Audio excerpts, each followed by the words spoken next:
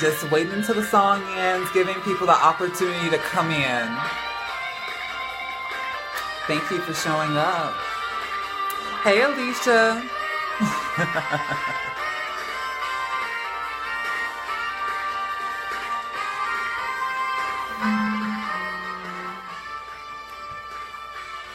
I am so nervous, but I'm also very excited about today's topic.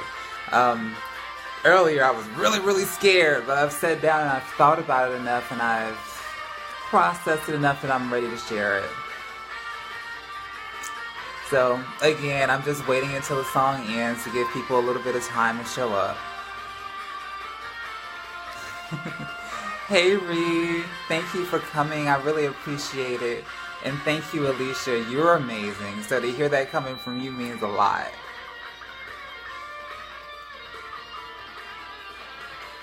Hi, Casey. Make sure you stick around. I'm glad that you're here for today's discussion.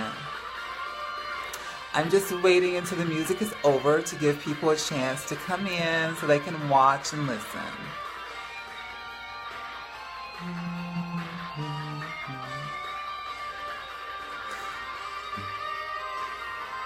How are y'all doing today, by the way? Like, while we're waiting, how is your Sunday? What's been going on?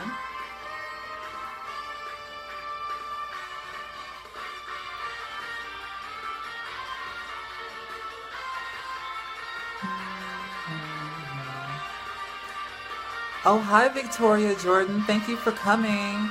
I'm giving people time to come in so that they can watch and all that type of stuff. I'm waiting until the song is over and then I'll start.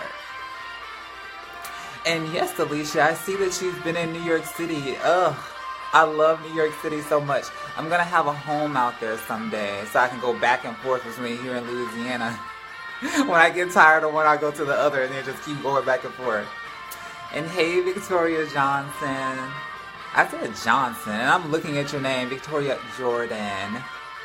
I know it has been a really long time. It is pretty out here, like considering how the weather has been like all over the place. It's amazing how here in Lafayette, it's been pretty like untouched, at least since the flood that we had a while back. And that was the last notes. Okay, so welcome everybody. Thank you for showing up.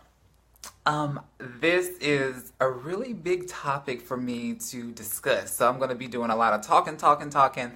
And please, like, post whatever questions, comments that you have, because towards the end, I'm going to go and I'm going to respond to those so that we can have a discussion and we can have a question and answer about all of that type of stuff. And hey, Wesley, thank you for showing up. I'm glad that you're interested in today's topic. And hi, Felicia, thank you for coming in. I'm glad that you're interested in today's topic too. So, what I'm talking about today is the reason why I am no longer a Christian. And it's like, oh my gosh, like the balls, the audacity to be in the South and to talk about such things on a Sunday at that. To lay down some ground rules or just some generalities of where I stand when it comes to spirituality. I still believe in God. It's just that I don't believe in God in a Christian kind of way. So you're probably like, well, what religion is he? Like, what religion are you? And to be honest, I don't identify with like a particular religion, because with the way that I look at religion, it's almost like drag for God. Like, you have God that's this big, huge, omnipresent an omnipotent presence that can be anything to anyone. And when I look at religion, I look at it as, oh, this is a person that's taking God and wrapping God up in a package that makes it easier for them to understand and accept what God is. And I don't see why God, wouldn't want to do that. Any way that God could be understood to a human being, I feel like that's what God is going to do. And for me, I've gotten to the point where I was like, oh, well, I don't feel like I no longer need to dress God up in a Christian suit in order to recognize God's influence in my life and to be willing to connect with God. I'm okay with a higher level of ambiguity or an increased amount of ambiguity. So I'm like, oh, okay. But let's get into my past. So this is the thing, y'all. I was raised Southern Baptist in Northeast Louisiana. So I got more than my fair share of Christianity. I got plenty of it. And believe it or not, especially when I was younger, like around 12, 13 years old, I was very, very religious. So I was very much into going to Sunday school, very much into reading my Bible. Going to church would get on my damn nerves because I get tired of all of the singing and all of the ceremony because I wanted to hear the message. I wanted to hear what the pastor would have to say to see if I got anything from it or agree with what he said or not, you know? Like, that's how into it I was. But as I've gotten older, as I've learned more things, as I've developed my spirituality in additional and alternative ways, I started feeling an incongruency when it came to me and Christianity, and it really scared me because to notice that I was different, or to sense that I was different from what other people would project when it came to their beliefs about spirituality, was frightening to me because that meant that I was going to be different from them. Because when I noticed that Christianity wasn't quite the fit for me like it used to be, I tried to come up with logical reasons as to why I should cut off the relationship, and it just wasn't working. Like, I would tell myself, oh, well, you know, as a gay man, me, you know, speaking for myself, it's not healthy for me to be Christian because when it came to the beliefs that I've encountered from the people around me who were Christians, I almost killed myself over that stuff. Like, surely I still have seeds of that inside of me, and it's not healthy for me to maintain Christianity, right? And then, like, another logical direction that I went was, well, when it comes to Black history, and how when Christianity was a tool that was used to enslave Black people. Now, it's something about Black folks that makes us just so incredibly resilient. We can take anything that's used against us and turn it into something that's for us. Like, look at the Black church now. Look at Christianity now. Like, when it comes to being Black in America, when it comes to being an African American, being Christian is almost a part of that. Isn't that something?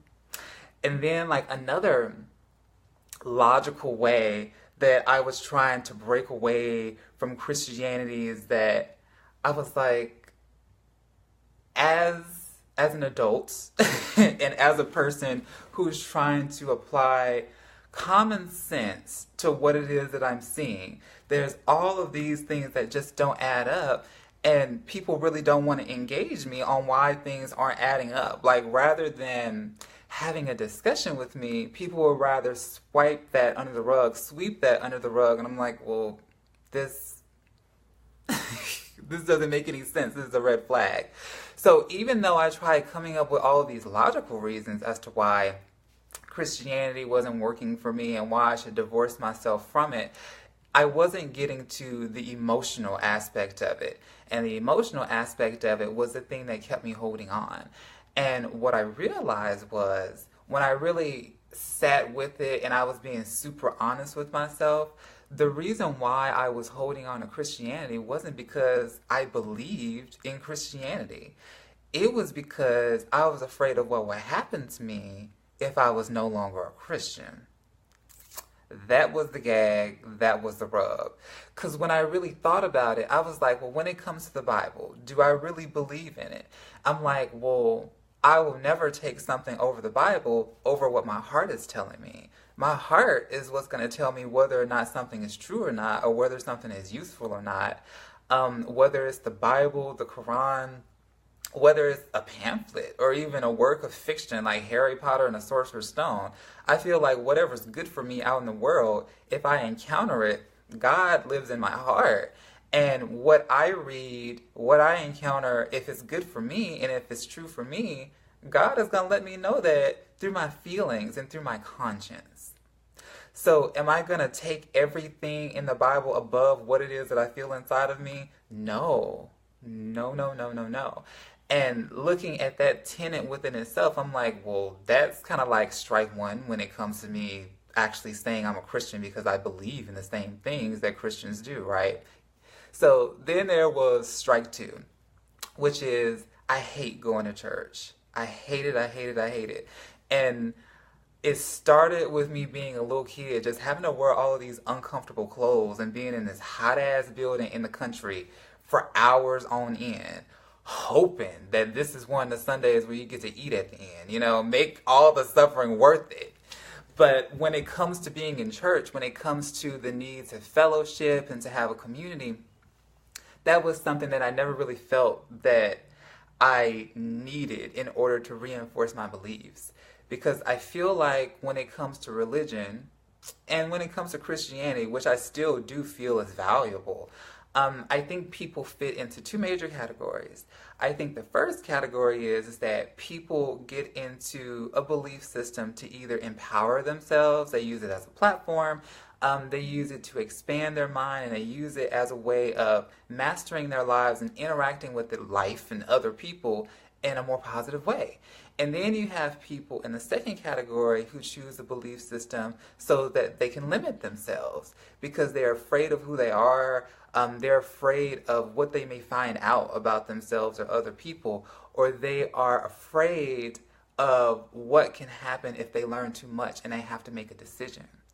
So regardless of what belief system you have, if you are in it from the standpoint of empowerment, and is really doing something for you, then it's helpful and it's good. But if you're in it due to you feeling like you have to limit yourself because you're afraid of the world or you're afraid of what will happen to you if you no longer stay within that box, that's when it's harmful.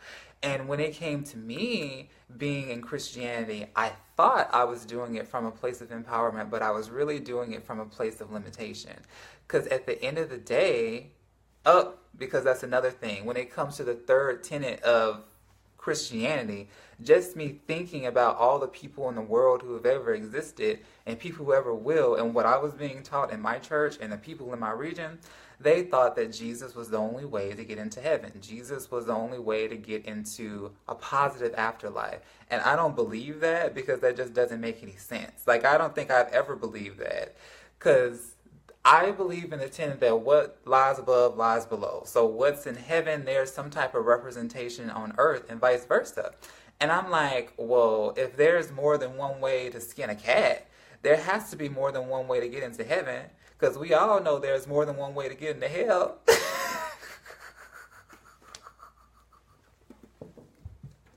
So using that logic, I'm like, well, how could Jesus be the only way for people to get into heaven when everybody in the world don't even know who Jesus is? So, I'm just considering all of those different things, right? So I'm like, well, I'm not a Christian because I believe in Christian things. So why do I remain in Christianity? So you remember when I told you about those two categories, right, of why people choose a belief system? Those two major categories, either is through empowerment or limitation. I thought I was doing it for empowerment, but it was actually because of limitation. I was afraid of what would happen to me if I was no longer a Christian. I was afraid of what people would do to me and what people would say to me if I chose to go my separate way and believe in what it is that I truly believe publicly. Because this is the thing. I am already gay and black in America, openly and publicly. Then on top of that, I read tarot cards. So I'm a psychic openly and publicly. So the way I'm looking at it is that I already have these major reasons why people would choose to ostracize me, why people would choose to attack me, why people would choose to slander me. But, one thing I can have in common with them is that I'm a Christian. We have this belief system that ties us together.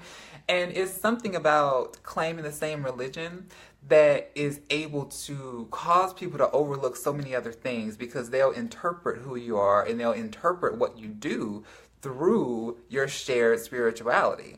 So in order to appear like I'm a good person, because that matters so much to me, that is like my biggest strength and my biggest weakness. Oh my God. Biggest weakness at the same time is that I want to be good so bad, and I want people to know that I'm good, and I want people to know that my intentions are pure. And what I'll do is that I'll pursue that to the point that it becomes self-destructive.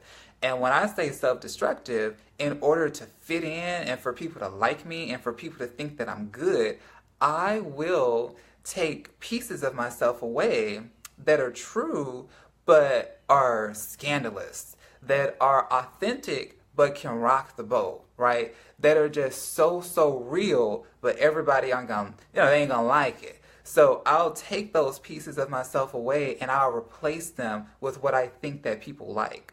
What will make me more marketable? What will make me more appealing to the masses? Because I've been rejected so much in the past that in order to fill in and cover up and try to heal that wound, what I'll do is I'll be as mainstream as possible so that I can get that love that I missed out on, right? Or at least protect myself from being hurt even further. And that's what I was doing with Christianity, is that I didn't want people to hurt me because I was different. I didn't want people to say mean things to me because I was unique and they didn't understand me. So I was like, well, if I can at least be a Christian, if I can at least put that out there, people are going to overlook everything else. And the gag of it is that for the most part, I've been right. It's just that at the end of the day, with me realizing that I haven't been a Christian because I believe in Christian things by the book per se, even though I do share values with Christians, like how unique and important an individual soul is, right? For example, because I don't believe in melting pot spirituality, but that's like a different video. My phone is trying to die, so I'm gonna walk and talk, but I'm gonna get that portable battery. But yeah, when it comes to spirituality, when it comes to religion, I realized that I was lying. I was lying in order to protect myself. I was lying in order to have people like me for who they thought I was, or who would be easier to love, as opposed for loving me for who I actually am. And that's tough, because that's one of those things where you get into a position where people love you for who they think you are, as opposed to loving you for who you actually are, and then you feel like nobody loves you because they don't. They love who you're presenting, not who you actually are. So when I realized that, when I came to a point where I was able to accept that, the question was, well, am I going to be honest with myself? I still believe in God. Am I going to be honest with God about the way that I want to reach out and interact with he, she, it, them, they, right? Am I going to be real about who I am? And am I going to choose myself and my relationship with God as opposed to choosing everybody else, not wanting to rock the boat, wanting everybody to like me and to love me and to not hurt me more than anything else? Because at the end of the day, even though America wasn't officially founded on Christianity, that is the de facto religion here, and being a Christian is shorthand for being a good person. Like, if you're a Christian, you're assumed to be a good person until you prove otherwise. Unlike if you're, let's say, a Muslim in America, where people are kind of sketchy about it and you have to prove that you're one of the good ones, right? And if you don't believe that Christianity is like the default religion of America, think about how most people would react to like a Satanist or a Luciferian, right? Now, if the default spiritual orientation of America wasn't Christianity, why is there such widespread disdain for those two groups of people? Well, it's because typically people see Satanism and Luciferianism as direct opposition towards Christianity. But most people are even afraid to investigate what these people are about and what they even do, because their religions, usually Christian, tell them that they shouldn't even open up to try to understand who these people are. So there's this perpetuation of misunderstanding and fear. But I say all of that just to say, and just to give you a little bit more background as to why I would be like, look, in order for people to think that I am good and for people to like me, especially since I live in the Deep South, let me say that I'm a Christian, even though that was just inauthentic. Except for the fact that I was grandfathered in because that's what I was raised to believe. That's another thing, is that I went a good amount of time just being a de facto Christian, and I never actually questioned what it was that I believed. I never made the decision to be a Christian. I was just in it because I was in it. And there's a lot of people who do that. And at the end of the day, I think that Christianity is a good thing. I think that religion is a good thing for the right people. It's not for everybody. Just like atheism isn't for everybody. Just like anything in between isn't for just any and everybody. But the point that I'm trying to make is that, after saying all of this, let me look at my notes. Be authentic and be true to who you are, and more than anything else, be honest about what it is that you're believing and why. It's okay to be a Christian. It's okay to be an atheist. It's okay to just be spiritual or anything that you want to be, but look at the reason why you're doing it, because that's what I had to do. I thought that I was doing it because that's what I actually believed until I actually observed my beliefs and compared and contrasted them, and I said, oh, I don't even believe the same thing. And then I realized, the reason why I'm a Christian is because I don't want to give people one more reason to look at me as different. I don't want one more reason for people to call me bad things or to harass me in the streets. I don't want there to be another thing that comes up that separates me from my family. I grew up with people telling me about how I talk white and I act like I'm rich. All the black kids in school. And I didn't want there to be one more reason why I'll feel rejected by my fellow black people. I just wanted to fit in and I just wanted to be included. And I was so afraid of what would happen to me by not being a Christian that I just stayed in the system, even though it's not necessarily what I believe. So I believe that your belief system can work with you. But just be honest. Just be honest and be real about what it is that you're believing and why, so that it can work for you or you can find something that actually does.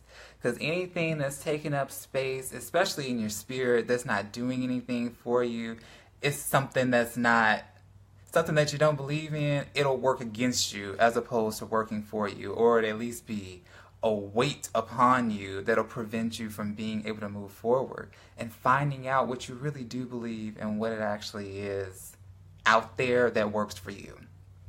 But that's all I got to say about that. I said that once I finished giving my little speech, I will look through the comments and we can have a discussion. I'll respond to what it is that I'm seeing. And as I'm looking at all of this, what I want you to do is, if you have any questions or you have any comments, what I'll do is read them and I'll respond to them right now. So let's see, how far back do I need to go? All right. So I see that there's lots of love back and forth. I love you guys too. Thank you for showing up and listening to me. The reason why I do this is because I feel like the reason why I'm alive, the reason why I've been put on earth is for me to share the things that I've experienced and to give people something to think about so that they can live life in a more congruent way, no matter how it is that you're living it. But let's see. I love you too, Ree. Victoria says that religion keeps Christians in a box. It's all about a personal relationship with God. Victoria, I think it can put Christians in a box, and I feel like it puts a lot of Christians in a box. The type of Christian I was so afraid of myself, and I was so afraid of being separate from more people than I already was that it kept me in a box. It kept me from discovering more of who I was, because the more I discovered about myself, the more it seemed to separate me from other people. But then at the same time, you have other Christians. That's kind of like my friend Alicia, who I consider to be like true Christians. They're people who don't lead with words, they lead with examples. And their lives are very positive and prosperous because they're incongruent with what it is that they believe. So as long as you're in alignment with your belief system, I feel like it can work out. But there are lots of Christians out there who are out of alignment with their belief system. And it does put them in a box. And then, who else has something to say? We have Ree. She says, your vulnerability in this video and in life and your openness are so beautiful, so pure, and so good. Never stop sharing. Thank you, Ree. As important as it is for me to do this, and as good as I feel during and afterwards, it's the scariest thing that I can do, is to speak in front of people about the parts of myself that are so true, so deep, and even in some cases so new. Doing this feels like coming out of the closet all over again. Thank God I did that years ago when it comes to coming out of the sexual closet, because I don't know if I would have been able to come out of the spiritual closet like this. Would have been hard. But thank you for your appreciation. Thank you for acknowledging that and telling me, Ree. So we have Alicia, who said that you talk white BS is so terrible. That hurt me a lot growing up. #ignorance. I know, right? Within the Black community, there's this crabs in a bucket mentality that gets talked about a lot. And one way that it shows up, other than colorism, which is more complex than people realize, this whole you talk white thing. That thing right there, not only, because it's one of two things that can happen. Either what you do is that you choose to suppress your traits that cause you to stand out and that cause you to create a more accessible life for yourself because you're able to speak and behave in certain ways that are compatible with higher education, for instance. I've seen people who are very intelligent. I've seen people incredibly articulate who will dumb themselves down and just throw their lives and futures away because they wanted to fit in with the people that were telling them that basically through their behavior they were excommunicating everybody who was Black. So, girl, I get it, Alicia. It is annoying. It is aggravating. And if it's not bad enough that we have to overcome certain aspects of just being Black in general, we have to overcome the damage that's within our own group as a race. So we also have Mika. Mika said, it's so crazy how you can be grandfathered into a religion and most people have so much fear being in that religion that they never become spiritually fulfilled. I know, like the idea of being grandfathered in, just to clarify that for other people who don't understand, Mika gets it, but just in case I wasn't clear earlier. I never chose as an adult to become a Christian. My family were all Christians, and as a result, I became a Christian. I was baptized at a very young age because the shit looked fun, it looked cool, it was a rite of passage, and I wanted to be like everyone else. But it wasn't because I believed in what I identified as Christian tenets.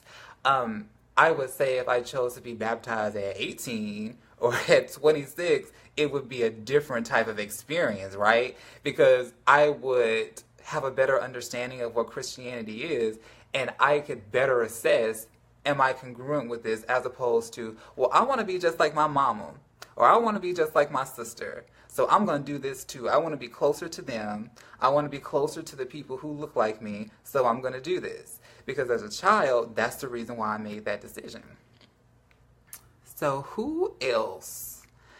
It looks like, oh, Mika said one more thing. I wish for a world where people live fulfilled and happy, and a world safe enough for people to be themselves. The world needs happy people. I agree with that. And I think the world needs more people who are able to be who they actually are out in public so that other people can see that it's okay for them to be who they are. Because that's what people really need to see, is that there are people walking around out in the world doing what makes them happy, and they feel congruent with themselves, right? Whether that's spiritually, physically, whatever. And when people see that, there's less jealousy, there's less envy and rage that people harbor because they feel like that person can do it but I can't. That's why when you go online and you read the comments on YouTube, you read the comments on the Facebook videos and stuff, people can be so vicious and so nasty and rude because they're seeing this person who's brave enough to live their life full color, out loud, not in secret. It's been recorded, right? And they wish that they can do it too. But instead of admitting that to themselves, they try to reinforce a toxic belief system that they already have by judging and blaming the person that they've taken the time out of their day to watch. So, Felicia says, the whole grandfather idea is the reason I chose not to baptize my baby and raise her to believe in one religion. I can understand that. Because there's like two ways I can think of to look at that. One is, well, let me go ahead and, for the sake of tradition, for the sake of my family not giving me any shit, let me go ahead and baptize my baby and at least give her like a spiritual foundation or religious foundation that she can either, or he, can, or they, they can change or edit as they learn and grow. But it's like you have to be careful because there are some people who can, observe their spirituality and their religion objectively, and they can say, well, this isn't working, but this is. Let me switch it up so that I can honestly say that I love God the way that it feels good for me to love God. But then there are other people who are grandfathered into a particular religion, and they can't be objective because they're so afraid. They're too afraid to be objective. They've been taught to not be objective or to really look at what's going on, because I was kind of like that. It was so important for me to be good and to be accepted that I would abandon my common sense in some aspects. I would turn against what it was that I was actually feeling in favor of what I've been told is better, even though I didn't feel like it was. So I see what you mean, Felicia. It depends on the personality of the kids. Ooh. So who else is here? Oh, Felicia also said, I feel like your video has spoken to a lot of what people feel without even realizing. Even outside of religion, that fear is perpetual across topics. Thank you. I'm glad that you see value in what I do, Felicia, and I agree with you. This doesn't just apply to religion, it applies to sexual orientation. That's another one that's really popular. It even applies to education. Because there are some people who live in families where they do a certain thing, and you're expected to go to school to learn how to do that certain thing. Or you come from a background where education isn't valued. And by you choosing to go to school, you think you all that. You think you better than the rest of us because you think you going off and going into college, you getting all that book learning and all them book smarts. You think you're better? But I've heard stories and I've encountered people who've sabotage themselves even after making it to college because they wanted to be like the group that they came from. The pressure was too great. And that's another thing. And I feel like I've talked about this before. It was a presentation I did at UL. When you're changing as a person, when you're trying to become someone new, when you're trying to become something different, it's very important that you surround yourself with people who are either trying to do the same thing or who are already there. Because what you're leaving behind, there's an entire community, there's an entire environment, there's a whole space that is acting like a magnet and is trying to pull you back based off of all the things that you haven't completely changed about yourself yet. And if you don't create a new community or create a new magnet that can pull you forward instead of backwards, the only direction you have is to go back, and the only strength that you have to rely on is yourself, is your own. So if you want to accelerate being able to move forward and to do better for yourself, make sure that you find the books, the people, the places, the community that contains the representation or the energy of what you're trying to become. Let's see. Reed says, I feel the same way as Felicia. My children know that as children, they live in love, and as they grow, religion is a journey that they are free to explore on their own and cling to what is best for them as they grow. I feel like that's a very open way of doing it. I have a friend who recently had children, and he was very much into the church growing up, and he experienced some of the same struggles as me. And what he decided to do is very similar to what Ria's decided, and I think that's a cool way of going about things. Let them know what's out there. They can do that if that's what they want to do, but let them know that the foundation of being here is to love yourself and to love other people. I think that's positive. And Felicia said, I feel that. So that's all the comments. Thank you everyone for showing up. Later on, I'm actually going to be creating an entire 6 weeks course that's going to help people figure out what it is that they believe, or to get a deeper understanding of what they believe, because something that I've been noticing is that people have been struggling with that a lot lately, especially millennials or people that are around that age gap. We're different from our parents, and we're different from what has always been done, and people need help navigating that. So I'm creating something to help people navigate that. If you send me an email address through private message, or you can put your email address as a comment here. Once I'm finished and I'm like coming up with a beta version of that program, I can send you an invitation, or I can send you more information for it. Just let me know. But happy Sunday, everyone. End of the day, no matter what it is that you believe, make sure that it's working for you as much as you're working for it. And look at your life and look at your results. If you want to see if what you believe in works, look at what's around you and look at who's around you. And if you don't like that, switch it up. Bye, y'all. I love you.